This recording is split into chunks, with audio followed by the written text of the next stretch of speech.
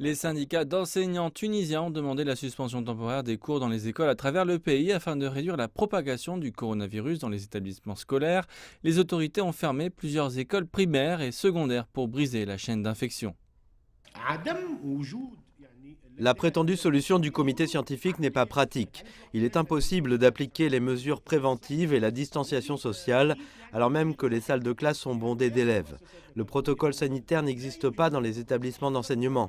Les masques, les désinfectants pour les mains et les opérations de désinfection ne sont pas disponibles, alors que la majorité des élèves ne sont pas vaccinés.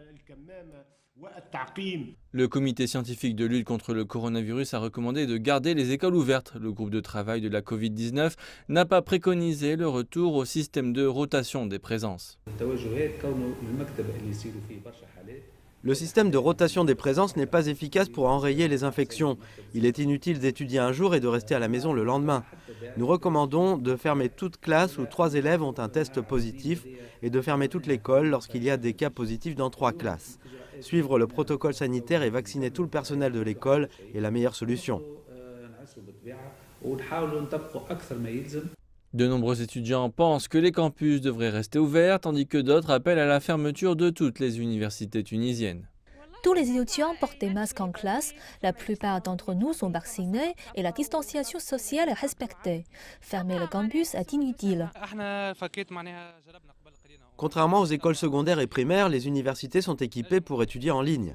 La fermeture des campus pendant 1 ou 2 semaines ne nous affectera pas car nous pouvons étudier à la maison.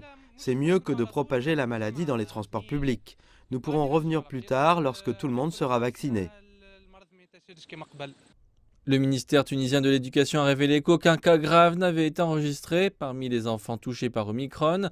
Le taux de vaccination des enfants âgés entre 12 et 15 ans reste néanmoins faible en Tunisie. Le ministère tunisien de la Santé a annoncé qu'avec l'émergence du variant Omicron, le groupe de travail de la Covid-19 avait décidé de réduire la période de quarantaine de 7 jours. Un élève infecté peut désormais retourner à l'école après une quarantaine de 5 jours si son test est négatif.